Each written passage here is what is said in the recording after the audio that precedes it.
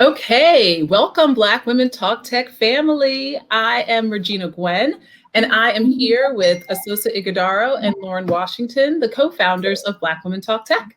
And we are so excited to bring everyone together today to talk about something that is critical to our businesses, money. Black Women Talk Tech is all about the money. And we are also a collective of Black women tech founders that was founded in 2017 to identify, support, and encourage Black women to build the next billion-dollar business. Now, we traditionally host an annual conference every year, but given the unusual circumstances of 2020, 2020 has been 11 years rolled into one.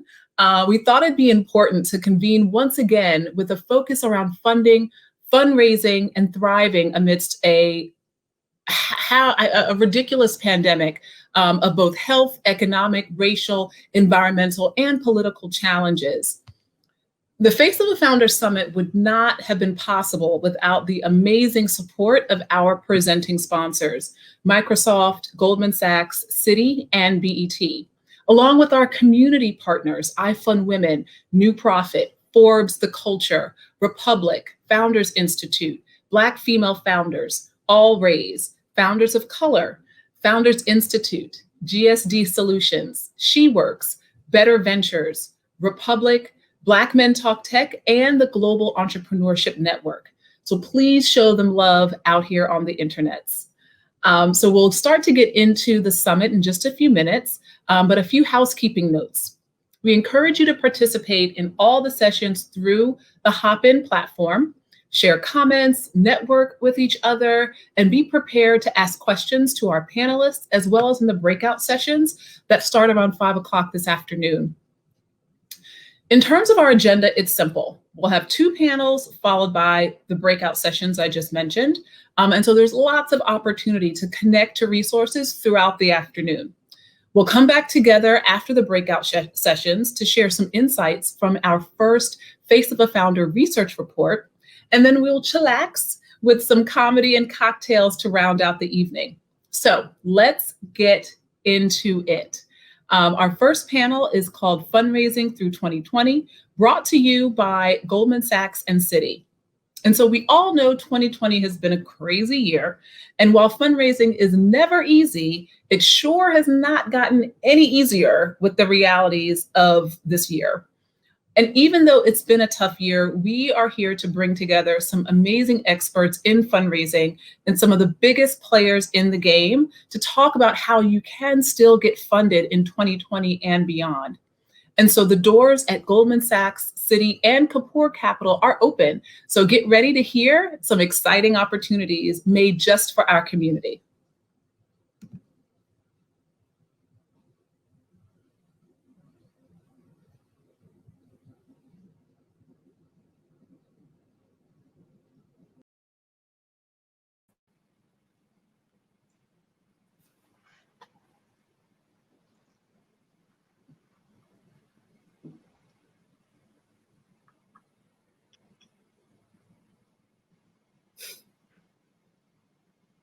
All right. Good afternoon, everyone, and welcome to Fundraising in 2020, brought to us by Goldman Sachs and Citi. My name is Alia J. Daniels. My pronouns are she and her, and I am your moderator. I am the co-founder and chief operating officer of Revry. Revry is the world's first global digital streaming network for the queer community, and we pride ourselves on representing the entire queer community and offering a place where everyone's story can be heard. We have free 24/7 digital TV channels, as well as a subscription video on demand service. And we are currently available to over 250 million homes and devices. We are so proud to have recently launched the world's first 24/7 queer women's channel. I'm also the founder of the Oasis Social Club, a haven for enterprising women of color. We know that women of color face several challenges as entrepreneurs, some of which we're going to be discussing here today on this panel, but also including the ability to have a safe space to be one's authentic self with other women in business. The Oasis Social Club is a haven in the modern world for women, specifically Black women, to take off our armor and meaningfully connect with other like-minded women. I'm so excited to announce that membership opens early 2021, and you can join the wait list right now at oasisclub.com, which is OASYS club.com.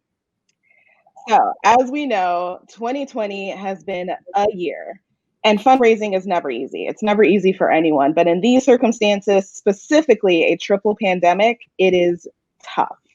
So we're so excited to be able to have this amazing conversation today with some of the biggest players in the game, and so that we can talk about how we can still get funded here in 2020. The doors at Goldman Sachs, Citi, and Kapor are open, so let's get ready to have some exciting conversation around opportunities specifically for us. So let's meet our panelists. I would love for each of our panelists to introduce themselves and share one fun thing, because there's been a lot of other things, but one fun thing that's helped you get through working from home throughout 2020. Kimberly, let's start with you. Great, thanks, Alia. Great to see you. So hi, everyone. My name is Kimberly Foster. I currently serve on the Launch with GS team here at Goldman Sachs, $500 million for-profit investment strategy, investing in diverse teams and investment managers. One thing that I've done during quarantine, because it feels like it's been 15 years, so it changes constantly, but I go to the beach often. I live near the beach, and I just started watching The Crown this past weekend, so it's been fantastic. Obsessed with the show, and I'm trying to slowly but surely not binge the entire thing in an entire day. So that's been my quarantine hack. I love The Crown. Jasmine, how about you? Hi, good afternoon. I'm so excited to be with you all. I'm Jasmine Thomas. I'm the Senior Vice President for U.S. Business Partnerships at Citi. And I'm really excited to talk about the work that we've been doing. I am jealous of Kimberly. I do not live near the beach. I still live in the Eastern Queens, so there's no beach on my side of town. But I did already watch 5 episodes of The Crown. I couldn't help it. I just couldn't help it. So I won't, obviously there won't be any spoilers on this call. But my quarantine hack, I've been cooking 3 meals a day. And I have gotten amazing at, things in 30 seconds, like cooking very quickly, and bought new, cookware and all of that to kind of get myself into the mode. So yeah, that's my hack, just constantly cooking. I love it. And Ulili, how about yourself? Yeah, hi everyone. My name is Ulili, Onovakpuri, partner at Kapor Capital. Kapor Capital is a early stage venture capital firm focused on tech companies who close gaps of access and or opportunity for low-income communities and or communities of color. So I've actually been lucky enough to go to the beach 1 or 2 times, but the water is so cold out here, never get in. But for me, it's just been watching all of the Netflix shows. Like they brought the whole UPN lineup, CW lineup back. So just binged like the whole Girlfriends, like all of the seasons of them. And forgot that it ended abruptly, which was very disappointing. But it was just really cool to kind of revisit shows of my youth. I hear you on that. Girlfriends all day. So listen, 2020 has been a hell of a year, and we all know this. Tell us how things have been going for you all personally, but also how have your companies been dealing with the impact of COVID-19? And Jasmine, we'll start with you. I think you're on mute. Sorry.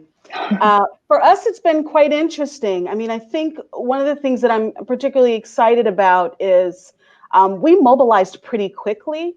We have the benefit of being a global institution and seeing the wave kind of move towards the United States. And so it gave us a bit of a moment to say we're seeing what's happening in Asia and other parts of the world. And it gave us a chance to think about how do we want to be strategic about our investments. And so one of the exciting things that took place, but it was an immediate need, is, when you look at Black businesses, we've been watching them in our communities close and watching what's happening to institutions that have been mainstays in neighborhoods. And so for us, it was literally standing up a $50 million facility, PPP facility, immediately. And that was partnering with minority in depository institutions, which quite frankly, I'm just going to say Black banks for short, to figure out how do we kind of give them room on their balance sheets to continue to do the lending we know they're going to be the first responders for in the midst of doing our own PPP kind of support. So just really amazing to see how quickly, overnight, long hours, we all work to really get resources out. And of course, I would be remiss if I didn't talk about the fact that, millions of dollars went out across the world, I think more than 65 million, to support organizations who we know were really providing that on-the-ground services, programs that we knew were going to help people in communities. And so when it comes to a COVID response, I think we've seen the gamut and we've seen it at a global level and just really tried to ensure that our capabilities and our business model was just as responsive to the demands of the need. Absolutely. How about you, Ulili? How did you all at Kapor start to deal with the impacts of COVID-19? Yeah, so initially we kind of turned our focus internally to our portfolio companies to make sure that they were well capitalized enough and had resources that they needed in order to make sure to get through what we thought was going to be kind of a tightening up of the capital markets. Thankfully, that didn't turn out to be the case for long term. Also, so Kapor Capital is part of a larger organization called the Kapor Center, and we're really tied into the Oakland community. So a lot of that was also working with businesses, as Jasmine mentioned, in the community. We have actually a business that operates out of our office, Agave Uptown, really great Oaxacan food if you're over in Oakland. So working with him, working with others to make sure that they were able to navigate the dynamic of COVID, but also trying to get food and resources to folks who needed it the most. And we're thankful we have some consumer companies in our portfolio who we partnered with in those efforts. Kimberly, what about you and Goldman Sachs? Sure. So when COVID actually hit, we took care of our people first and their families, got them home. Health first was the most important thing. And it was and still is, just because it's the only way we can take care of our clients in the capital markets. It's important to take a step back here and contrast this crisis to the last crisis that we had, 10 years ago. First and foremost is the health and humanitarian crisis. So a virus, was the first domino that led to shutdowns and layoffs and unemployment, decreased revenues. It was a virus, not a housing bubble that was tied to Wall Street. So, this time, the banking system was actually a source of strength during this crisis. So we were extremely fast, rolled up our sleeves to address what was going on. We focused on four things. First was, our clients giving access to capital. A second was being a liquidity provider. A third, we run an entire consumer wealth business. So how do we help our customers, through that with our customer acquisition program? And then a fourth, which we really put a lot of our effort into, was, money and capital of small businesses. So it was truly a multi-pronged approach to make sure, our people, our clients, and just stakeholders at large, could survive and thrive, pre, post, and during the crisis. Absolutely. So we know that Black business owners have always been hit harder when it comes to anything, right? In the road to funding, getting follow-on capital, in addition just to the nature of simply being a Black person in America and dealing with systemic racism. So can you talk to me a little bit about what Citi, Goldman, and Kapor are doing specifically to address this head on? And Kimberly, let's start with you and Goldman. Sure, that's a quick question. So Goldman Sachs is a huge place. I know I can get lost in there and I work there, but we want to make sure that we're embedding the importance of diversity across all of our businesses. And we tackle a couple of different ways. First, it's the group that I sit in, Launch with GS. We're increasing access to capital through our $500 million for-profit investing strategy, for diverse-led businesses and investment managers. You've been doing it for almost 3 years now, and we're constantly partnering with leaders to achieve greater returns, as well as build a more inclusive and equitable capital markets ecosystem. we've deployed, nearly $400 million of the $500 million to date, and we're on track to deploy the full amount in the coming months. And one thing that I'm personally really excited about, and it's where I met you, Alia, was our Black and Latinx cohort for entrepreneurs. We launched this past summer, brought 14 companies led by Black and Latinx CEOs, through the virtual doors, albeit virtual doors of Goldman Sachs, but 8-week experience, really designed to leverage the best of Goldman Sachs, whether it be research, investment banking, our investors, our clients, and to accelerate the growth of their businesses. We're gearing up for next year. We're really excited about that, but that's one pillar that we definitely use. Two other things, we have an urban investment group. We deploy over $1 billion annually to under-resourced communities, many of whom are Black and Brown. And then, in direct response to what was going on in June and what's continuing, going on with racial equity, we created a $10 million fund for racial equity, which does build upon more than $200 million that Goldman Sachs has granted over the past decade to groups of communities of color. Amazing. Jasmine, talk about a little bit about what Citi's been doing. Thank you. And that word "a little bit" is important because I could go on for hours about what we've been working on. It's been interesting and exciting at the same time because, Kimberly mentioned, so many of our institutions have been making investments in Black and Brown communities for a long time. So it wasn't quite new, but on some level, I think, it's exciting that our journey is that of, being intentional, being targeted and responsive. And, we saw an opportunity to really leverage our knowledge similar to, Goldman in the capital market space and with industries to really add value in a way that adds to the existing ecosystem of both investors in early stage businesses as also the impact investment space. And so it's still early days for us. We don't have years under our belts when it comes to impact investing. We've got a little under a year already. And, I think there's two ways of thinking about this. One is the direct investments. And, I'm sure you've seen the announcements. One is the $150 million that was announced in January of last year, really to just get us started and think about ways that we could better invest in double bottom line firms. Particularly that were aligned to things that we knew well, and that's kind of infrastructure investment, social and physical, financial inclusion, as well as sustainability and workforce. And so starting with that lens, of course, our approach was, how do women and people of color founders fit into this? What's our opportunity to be strategic in those partnerships?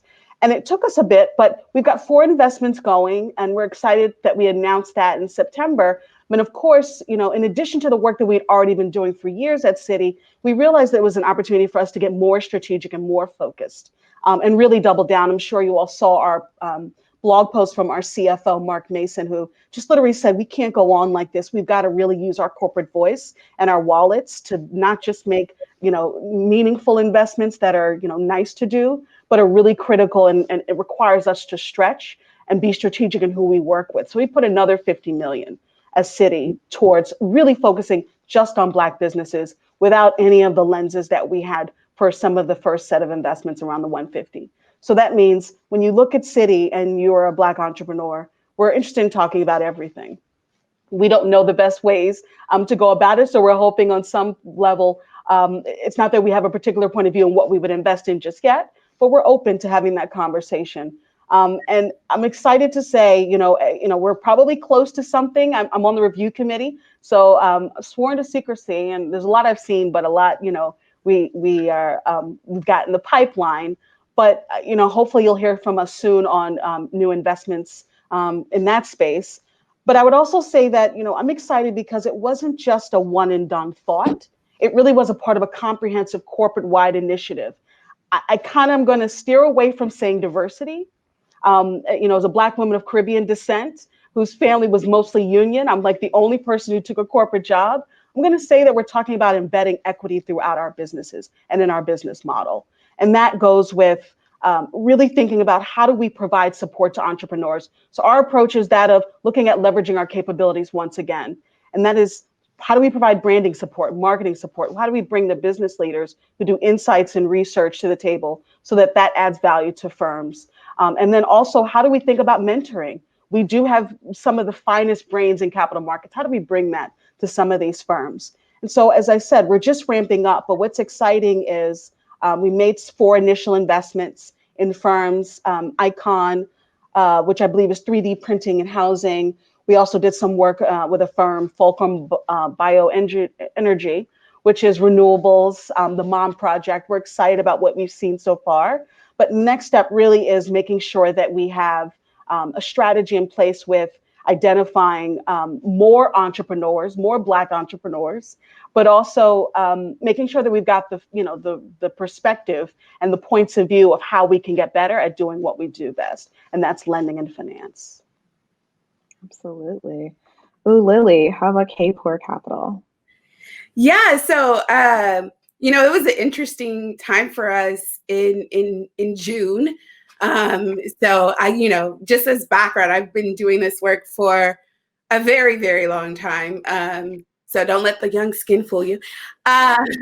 So for, it was interesting to have this shift in dynamic where, for years I've been urging people like, hey, we have these awesome entrepreneurs. Please invest in our companies. Please, join our initiatives. In addition to doing our direct investment work, we also do LP investments into first-time fund managers from underrepresented backgrounds. I started our summer associate program when I was an analyst at Kapor-Kapor to help diversify the venture capital space and bring more folks in. So we've been running that for 10 years. And for a long time, it was just really getting people to trying to get people to pay attention to us. And so what happened in June is we just saw this onslaught of people who we kind of been like, hey, look, we're here. And everyone all of a sudden started knocking down our doors. And what I've named it as like a redemption tour. So I had pretty much every VC firm who I've ever had contact with, and a lot of firms that I had never had contact with reach out and say that usually email started with like, sorry, I know you sent us companies before, or sorry, like, our company, our firm wasn't ready before, but now, now we're ready to look at the awesome talent that you've been trying to send us. So for me, I had a little chuckle in the corner, and then, went about, and we as a firm went about to see how can we, one, leverage these new potential partners, but also making sure we weren't wasting a lot of our time on this like performative, initiatives that a lot of people were doing. And also, at the end of the day, we're a venture capital firm, right?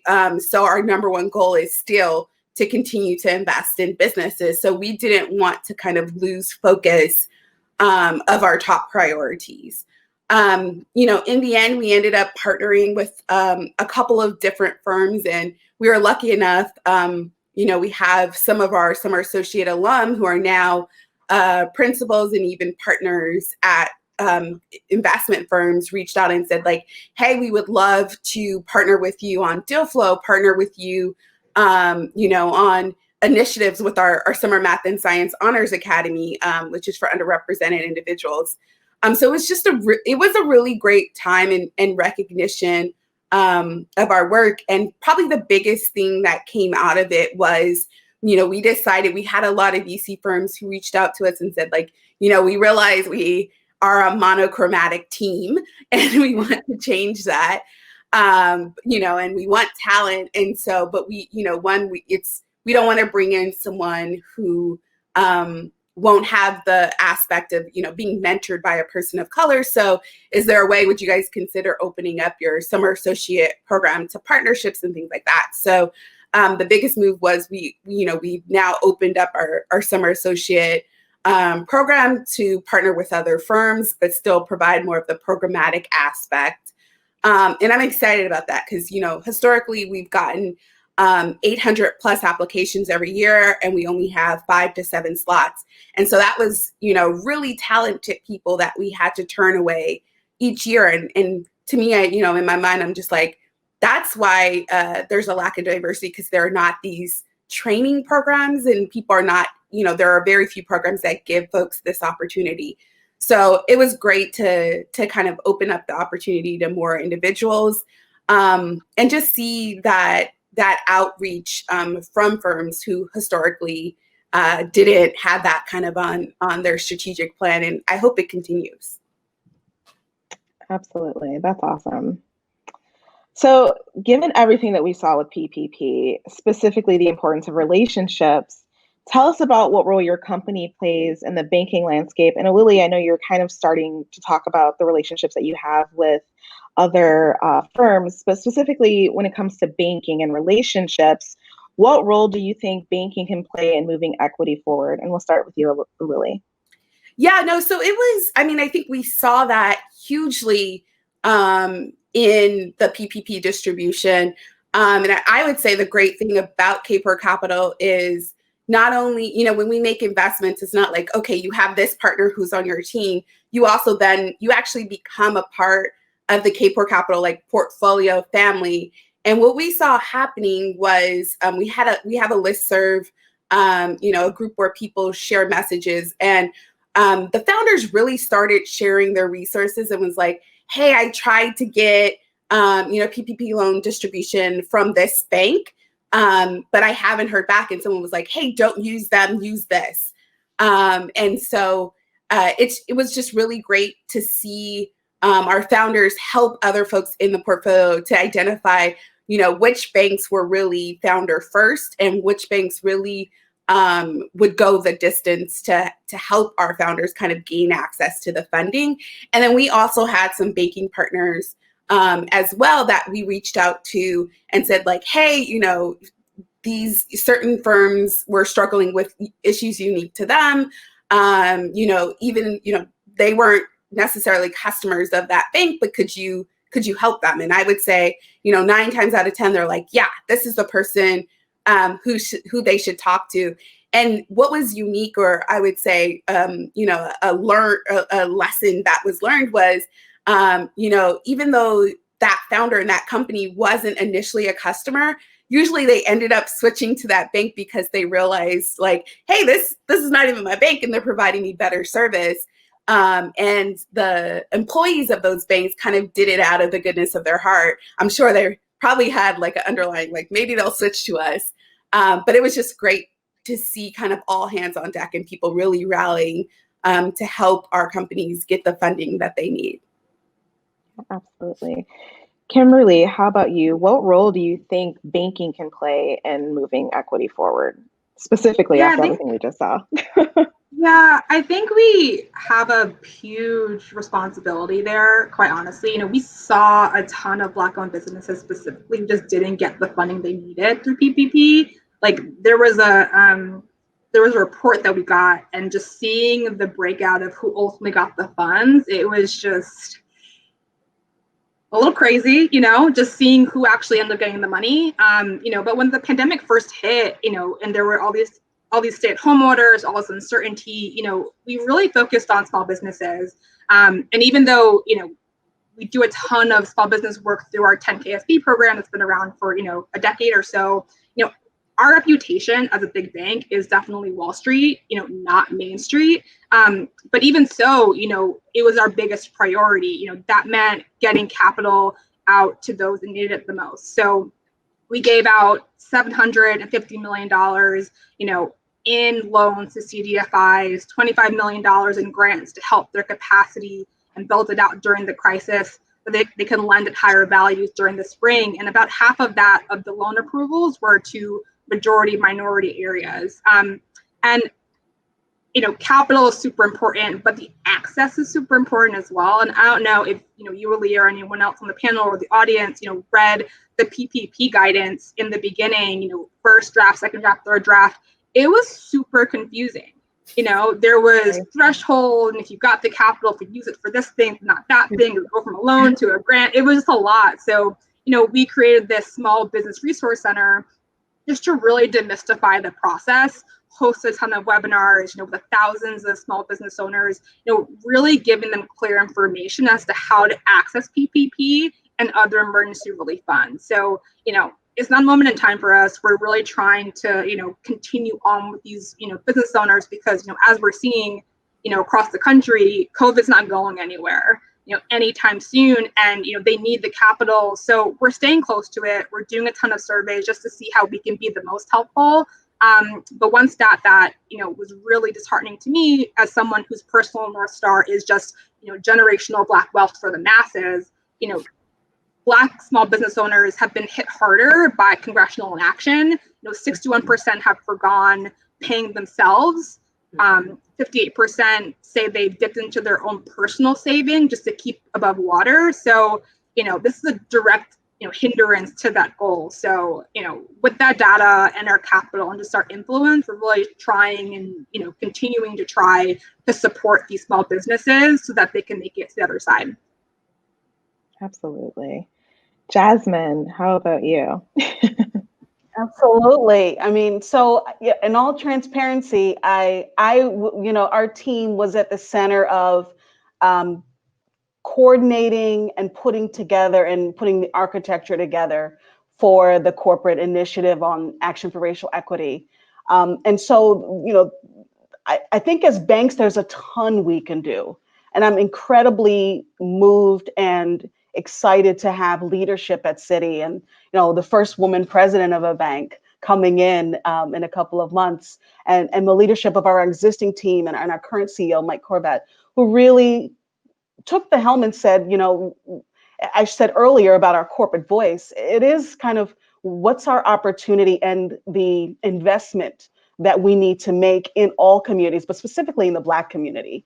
And there's a ton that we can do there. Action for Racial Equity for us was just the first step.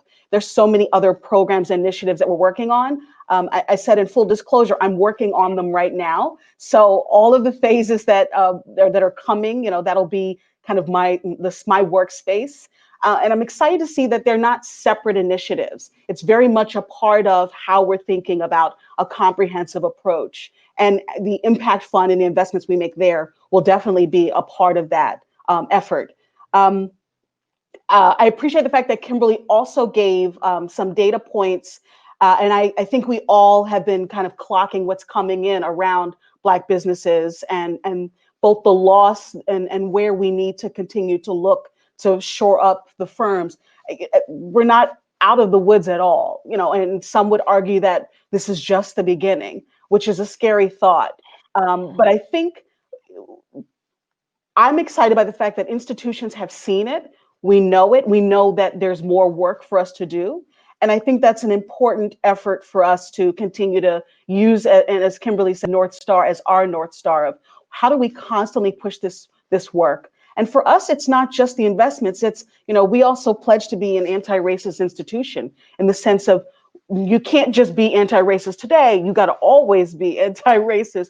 And you've got to think about how your policies and your practices and your partnerships kind of drive that thinking. And that's also something that I think, is important for all of us, not just Citi, but every bank, every Wall Street firm, every institution, to say that. I think, we're not just counting on it because it's our job. We're counting on it because it's our community and it's our history and it's the potential for where we can go forward. So when you ask about, the banking opportunities and banking partnerships, I'm excited about the fact that we get it. I'm excited about the fact that I've got tons of businesses reaching out to me, even when I was on vacation for a few weeks. And our business leaders are raising their hand. And not just because we made that announcement, but even before, when we were looking at supporting, and we spent 5 years supporting employee ownership of firms as a way to save Black businesses and a way to preserve legacy institutions and communities. They were raising their hands then. So I'm looking forward to all the ways, not just our business, but also our lawyers and our marketing firms and the people that work for us and with us and are vendors of ours start to align with our vision for how we can be, not just at Citi, but as an institution within the global financial system, more equitable in serving consumers. Absolutely. There is real work to be done. And I am thankful for all three of you for doing that work. So let's talk about the massive opportunity that we know exists about investing in Black women entrepreneurs. We are the fastest growing group of entrepreneurs here. We also hold the key to millions of dollars in purchasing power, and we always manage, every single time, to get more done with less. So Kimberly, I know that over at Goldman, you take a very data-driven approach. Can you talk to us a little bit about that and how data informs your program and the overall approach that you're taking? Sure, it's a great question. So I would say that data is the catalyst for all of our work.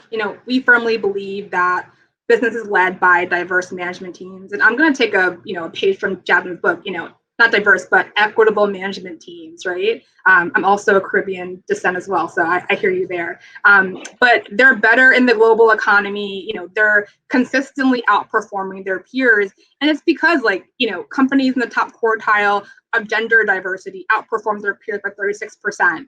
Racial and ethnic diversity, 25% more likely to have above average profitability. However, we all know these stats. 3% of VC is going to women, 1% is going to Black and Latinx founders combined. And then when you flip to the investor side of the table, 90% of senior investment professionals globally are men, which means that less than 10% are women. And, I'm not a betting person. I don't gamble, but I will bet you, Alia, a drink next time we see each other in person. When we peel the curtains back at that less than 10% of women, Black women are probably not going to be a high percentage there, right, of that makeup. So the data shows the diversity outperforms, but we're underinvested in from equity side. And here at Goldman, we really see a huge opportunity there. So the data is fundamental in our efforts when we're thinking about our cohort, our investing in founders and investment managers as an LP, and just really supporting the ecosystem. One thing that I'm not bearish on, but I'm gonna just put a little flag red alarm is that we're seeing a slight drop in the capital that's going to certain founders from last year to this year. So we're seeing a little bit of a regression, but we're gonna double down. Now is the time, especially because it's the data says. So it says it all for us. That is real and very important. I would like for everyone who's watching and hanging out to start submitting your questions. We are going to have a bit of Q&A time afterwards, so start submitting your questions for us. I have a question for Jasmine. So we all know that Black women founders not only make great business owners, but create businesses that solve problems that support our communities. And social impact startups are now more important than ever. So can you talk to us a little bit about the story behind launching the Citi Impact Fund, and why are you focusing specifically on impact-oriented startups? Sure. I mean, I think our history is that of really being a lead investor from a philanthropic lens in socially responsible type investments, including financial inclusion. And I think at the end of the day, when you look at who gets served and who we're serving, it's often the communities that we're talking about. It's women beneficiaries, it's Black women, it's women of color from not just in this country, but around the world. And so I want to plug the fact that when we talk about ownership and we talk about who can drive the narrative of what those solutions are, we're often investing in, from a philanthropic lens, those communities to benefit from an addressed problem that perhaps they weren't a part of the solution in solving. And so I want to offer that if there's an opportunity for us to invest in women and people of color owned businesses as a way to drive the narrative shift that we know needs to happen, and not that, our communities can't be seen as charitable in nature. They have to be seen as investable. And so I think our announcement is really around how do we flip the script a bit and also invest with an equity lens in firms. We often talk about loans, but we don't talk about how do we invest equity and invest in different institutions, and institutions that are the closest to the solution and perhaps the most efficient and the most thoughtful, and it reflects the community that they're trying to address a need for.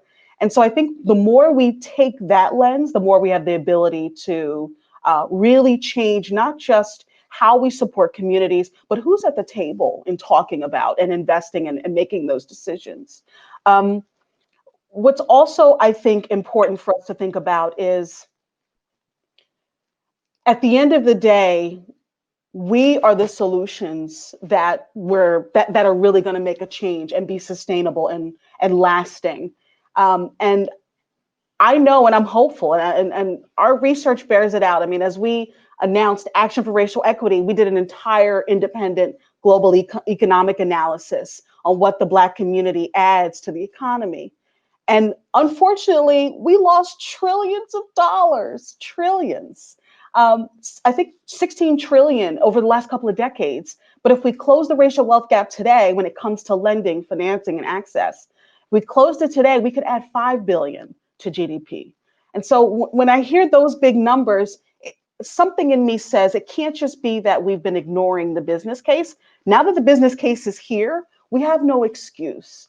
And so as Kimberly said, as we start to see a drop off this year, I'm hopeful and I'm excited about the fact that there are more people having the conversation about how do we co-invest? How do we bring more other, community members as part of our investment strategy and as part of our portfolio, but also how do we activate those within institutions to become advocates as well as champions for investing in our companies. And I'm hopeful about what's already happening today. And I'm sure that, and I'm hoping that, founders will continue to keep our feet to the fire and continue to keep us focused on just how critical it is, not as a charitable case, but as an economic case. We have proved for centuries we can drive economies, and I think that's what needs to happen next.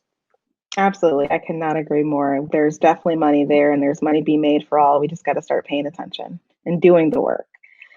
So Kapor Capital leads the way in diverse investing, specifically as we're talking about that, and laying the groundwork for others to follow. Ulili, can you talk to us a little bit about Kapor's founders' commitment? Yeah, sure. So our founders' commitment is actually an initiative we began in 2016, and it came from our founders. They wanted to have like a sign or a logo to demonstrate to potential employees that they were a business that actually cared about diversity, equity, and inclusion. Kind of like the good housekeeping sign that you all see on products.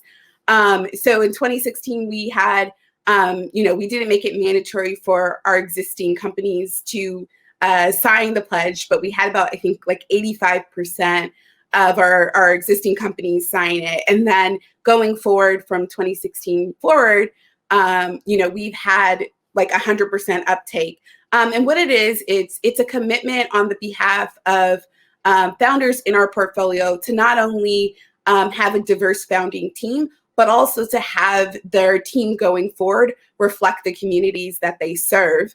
And on our part, we feel like it's not enough to just sign a piece of paper and, go off and go on your merry way. But we put in tools for our founders to make sure that they have the ability to fulfill that commitment. So we host series of workshops with them. We have our, our talent network, which is made up of diverse individuals from different sectors, so they can go in if they say like, hey, I'm looking for a software engineer. You can go into the network to find software engineers and product, etc. We also work with them very closely to outline goals, because we believe that you measure what matters. And to both Jasmine and Kimberly's point, the quantitative measurement of things, you want to be able to show like, hey, I made progress from year to year. So we work with them to set goals which are achievable for them. And again, internally on our team, when making follow-on investment decisions, we're looking at not just the economic progress of those companies, but also like the impact of their businesses and what type of progress did they make towards those goals that they committed to at the outset.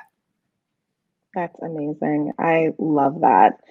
It's incredibly important. I know the difference it makes personally in my business because we're so dedicated to that. And it's just the diversity of thought, the diversity of opinion, diversity of life experience. It definitely can only add more and more to what you're doing.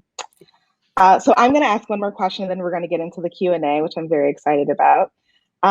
What are you most hopeful for when looking to the future of investment and the venture capital ecosystem? Jasmine, let's start with you. I knew you were going to call me first. What am I most hopeful for? I'm hopeful that I suspect that there will be more investors coming to the table. I suspect. And I suspect that people will start to see that their money has power differently. And I also think it's interesting. You know how you have an answer and then you decide to change it in that minute, and then now you're like, you get called first. I'm also hopeful for the fact that I suspect that more institutions who we haven't seen yet will come to the table, because they will have to figure out how to move quickly, and startups and other firms may have the ability to test and adapt models quickly, faster than institutions. I mean, I know we talk about corporate entrepreneurship.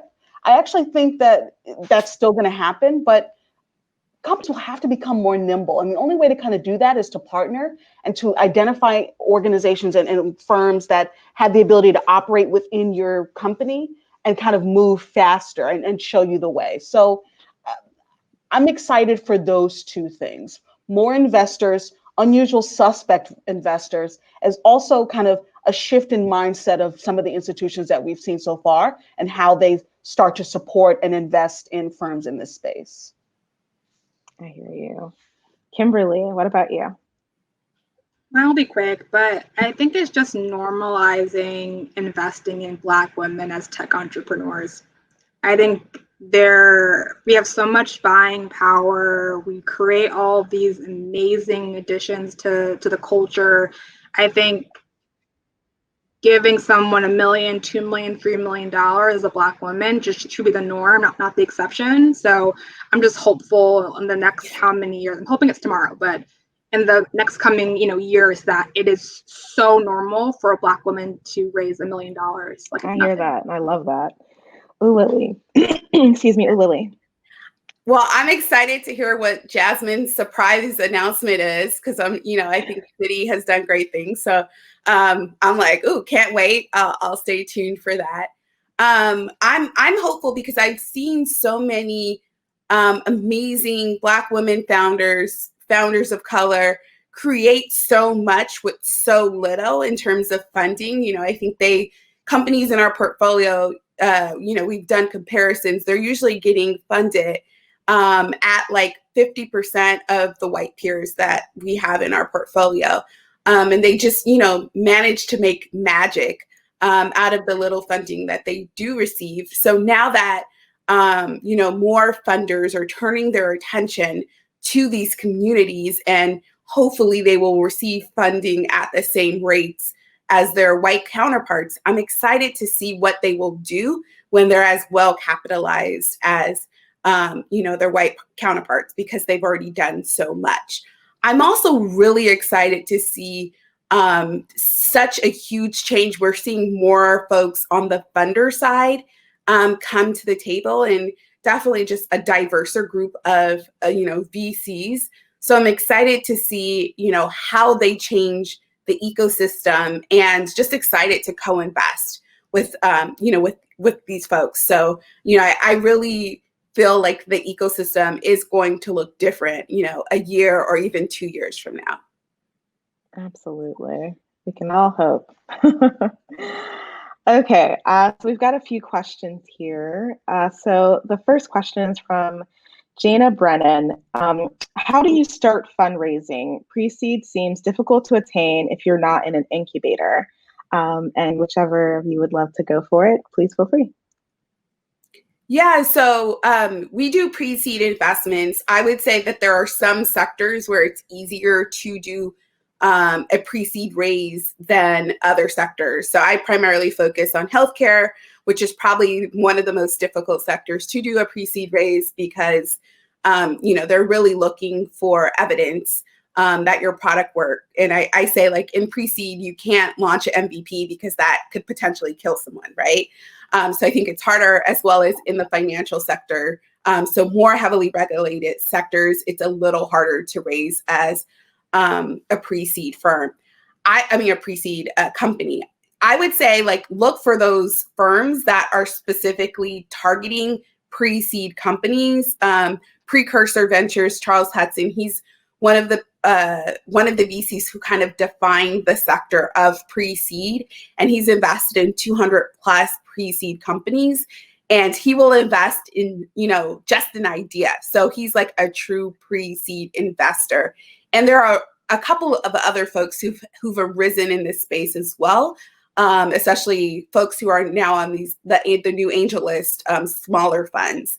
So really reaching out there. And if you are creating a company in a certain sector, again, I would say like healthcare, for us, the majority of the companies we end up doing follow-on investing see their pre-seed funding coming from angels in that sector. So usually doctors who have excess capital and they really know this space are putting money towards those organizations. And there's also kind of smaller funds that have arisen to provide grant support for women, especially building pre-seed companies. I think we have the list. We used to have the list on our company website. If not, I can ask them to put it back on. But usually when we've passed, instead of passing and saying like, hey, you're too early, we've tried to be a little more helpful and provide that list of pre-seed investors or pre-seed programs that folks can go to.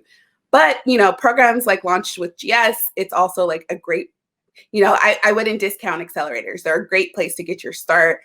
We've invested in a lot of folks who've come out of Launch with GS, and, some of our companies have gone to them after too. And I think they just made them stronger as companies. Jasmine or Kimberly, any idea? Yeah, I think that pre-seed round they call it sometimes an FFF round, friends, families, and fools, right? It's before you actually have, that idea. I think the angel network scene, it is pros and cons to it. Pro is that it's a quick yes, if you can get a yes, because the person's not going to be diligencing your deal like institutional investor will be. But I would say it also is a little bit less transparent than, the hundreds of VC funds that you can find their websites to. So I think it's definitely a network-based approach. But there are definitely alternatives, right? There's the crowdfunding sources now for equity in Republic and a lot of these other funds. So I would definitely look at alternative sources of capital where it's not necessarily pitching to a venture capital fund in this earlier stage, but thinking about how can you, if you're looking at a consumer company, how can you touch base with an executive who is in that space and knows it and has a little bit more of white powder to burn in the next couple of months, and it can write, I don't know, $5, $10, $25 million, 25,000, check.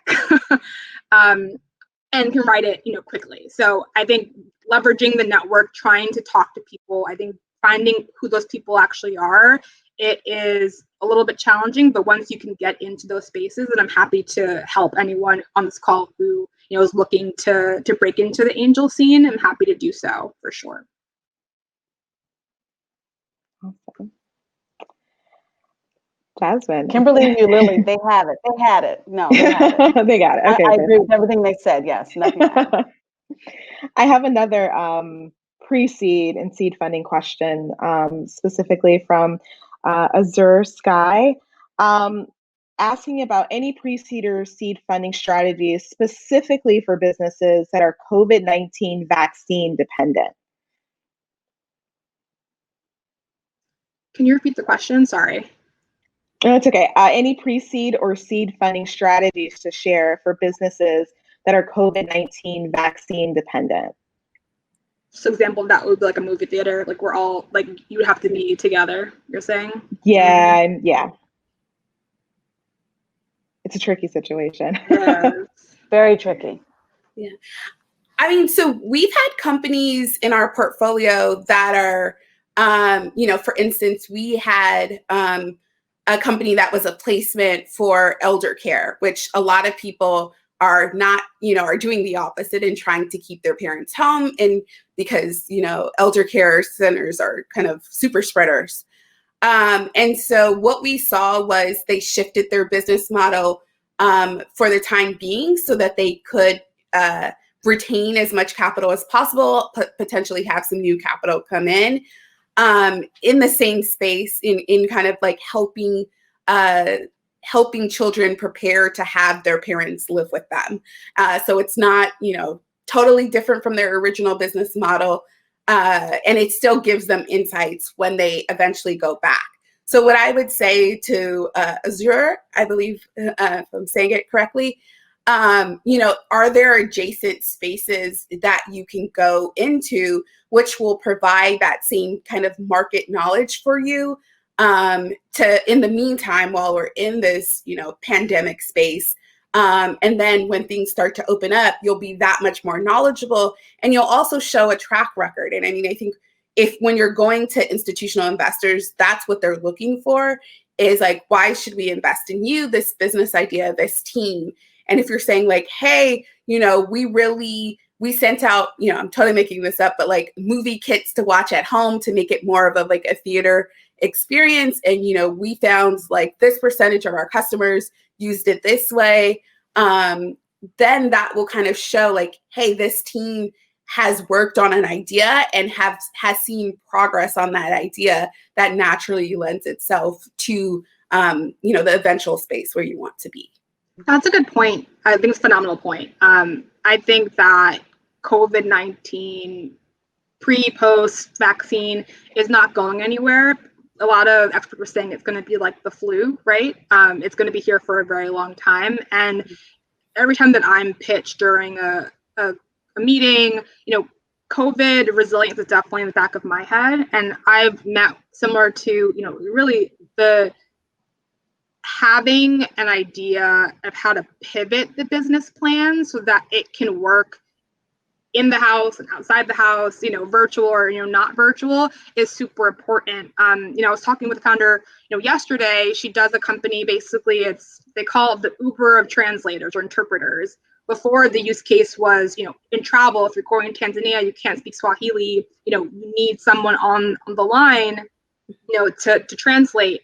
And, her pitch was very much so hospitality and traveling. Now she's pivoted to hospitals, because now, when you go into a hospital or into a doctor's office, you can't bring up anyone with you anymore. So if you didn't speak the language and you usually bring like your sister or your daughter or, your cousin to translate, doctors need that intermediary. So they've pivoted completely in terms of who they're selling to. I think that the use case of travel will happen eventually in their product roadmap. But for now, they need to stay afloat and get partnerships and revenue from other sources. So I think, your comment was completely correct.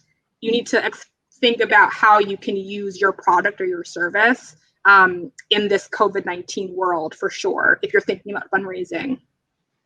The only thing I would underscore is thinking about, as was already mentioned, partnerships differently, as well as your constituent. Because you think on one level that when you develop your business model and your user case, you're thinking of one kind of individual in mind or one demographic. It may be that another actually works more readily in this environment. And it is just as critical maybe to start with them than start with the group that you initially wanted to work with. I think the other thing is, I'm finding that sometimes the pitch is, I won't say short-sighted, but it's confined within a certain time period. And so I think this also may be an opportunity to take a longer view of how the business and the model and the services or products could be transformative over time, and maybe starting with the more complicated, but perhaps more realistic opportunity to implement now with investors as well. And I would kind of say in that case, don't be afraid to say, here's the long-term vision, and say, here's where I need to start. Because what I'm finding is that people are afraid to tell you the big idea, and I have to ask. And I think that it's to your advantage to say, long-term, here's how I think this is going to transform services or programs or products in the conversation, because it gives you a little bit more latitude, and also gives your investor more latitude to think about how your company could be partnering and working and invested differently. Amazing. I 100% agree. So we're just about out of time. I want to thank our phenomenal panelists. Kimberly from Goldman Sachs, Jasmine from Citi, and Ulili from Kapor-Kapor. I also want to again thank the sponsors, Goldman Sachs and Citi, for this fantastic panel. Thank you all so much for watching today, and I want to remind you to join the breakout sessions later on, and thank you so much. Thanks, Alia. Thank you. It was great to be with you all. Thank you, Kim. Thank you, Jasmine, Ulili, and Alia for that awesome panel. Gems were definitely dropped. I hope all of y'all were scooping them all up.